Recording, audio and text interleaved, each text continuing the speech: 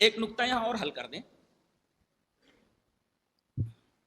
بعض کتابیں پڑھی جاتی ہیں, کہتے ہیں کہ بھئی اس کتاب کے پڑھنے میں کیا دقت ہے, اس میں سب حدیث کی کتابیں ہیں, حدیث کی باتیں ہیں, قرآن ہے, حدیث ہے, اگر اس کو ہم پڑھتے رہتے ہیں, اس کو پڑھ لیں تو حرج کیا ہے؟ حرج ہے, نہیں پڑھ سکتے.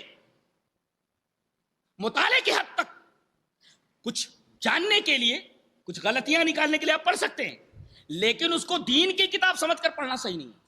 اگر آپ یہ کہیں کہ اس کے اندر اچھی باتیں ہوتی ہیں اور اس کے اندر حدیث کی باتیں ہوتی ہیں, قرآن کی باتیں ہوتی ہیں, آیات ہوتی ہیں, احادیث ہوتی ہیں, صحیح حدیث ہوتی ہیں, آیات ہوتی ہیں, کیوں نہ ہم پڑھیں؟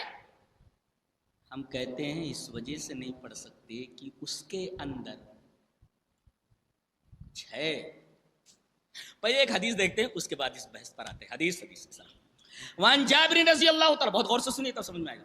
ان جابر, بہت پیارا استدلال ہے. ان جابر رضی اللہ تعالی عنہ ان عمر بن الخطاب رضی اللہ تعالی عنہ اتى رسول اللہ صلی اللہ علیہ وسلم بنسخة من التوراة فقال یا رسول اللہ هذه نسخة من التوراة فسكت فجعل يقرأ ووجه رسول الله صلى الله عليه وسلم يتغير فقال ابو بکر ثقلت كالسواكل ما ترى بوجه رسول الله صلى الله عليه وسلم فنظر عمر الى وجه رسول الله صلى الله عليه وسلم فقال اعوذ بالله من غضب الله ومن غضب رسوله رضينا بالله ربا وبمحمد رضينا بالله ربا وبالاسلام دينا وبمحمد نبيا فقال رسول الله صلى الله عليه وسلم والذي نفس محمد بيده لو بدا لكم موسى فاتبعتموه وتركتموني لضللتم عن سواء السبيل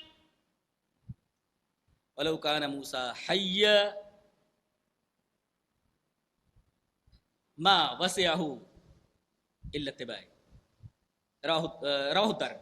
حضرت جابر فرماتے کہ حضرت عمر رضی اللہ تعالیٰ عنہ تورات کا ایک نسخہ, بہت غور سے سنیے, تورات کا ایک نسخہ لے کر, تورات لے کر کے نبی کریم صلی اللہ علیہ وسلم کے پاس آئے اور کہا کہ اللہ کے رسول یہ تورات ہے, هذه نسخة من التوراة, یہ تورات کا ایک نسخہ ہے. نبی کریم صلی اللہ علیہ وسلم نے دیکھا اور خاموش رہے, فسکت, جیسے آپ خاموش ہوئے یہ پڑھنے لگے. فجعل يقرأ, he began to read, he started reading, پڑھنے لگے. وہ جیسے جیسے وہ پڑھتے جا رہے ہیں نبی کریم صلی اللہ علیہ وسلم کا چہرہ ہمارے غصے کے سرخ ہوتا جا رہا ہے.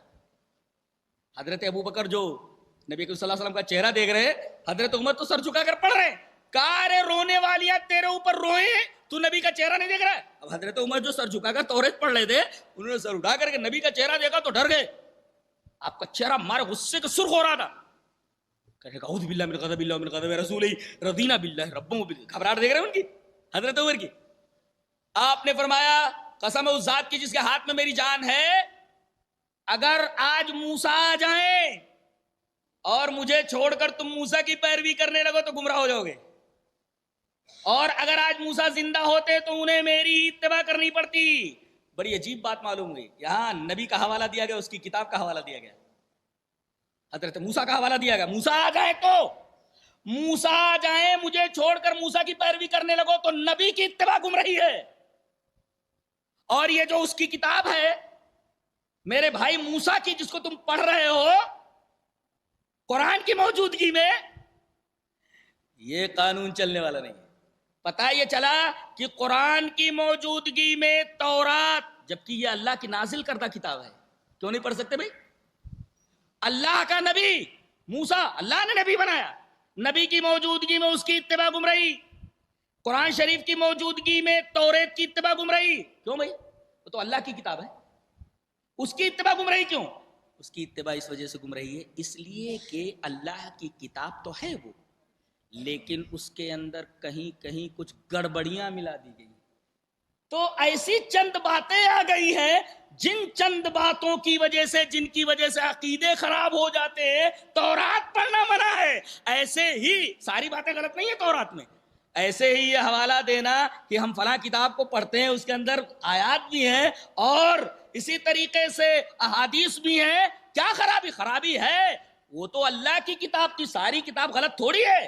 اس کے اندر چند ایسی باتیں تھیں جس کی وجہ سے عقیدہ بگڑ سکتا تھا. اس وجہ سے نبی کریم صلی اللہ علیہ وسلم نے تورات کے پڑھنے سے منع فرمایا. ایسے ہی وہ کتاب جس کے اندر قرآنی آیات ہوں, جس کے اندر احادیث ہوں, مگر اس کے اندر عقیدے کو خراب کرنے والی چیزیں بھی موجود ہوں, آدمی معلومات حاصل کرنے کے لیے, رد کرنے کے لیے تو پڑھ سکتا ہے, مگر اسے دینی کتاب سمجھ کر پڑھنا درست نہیں ہے اس حدیث کے آئینے میں.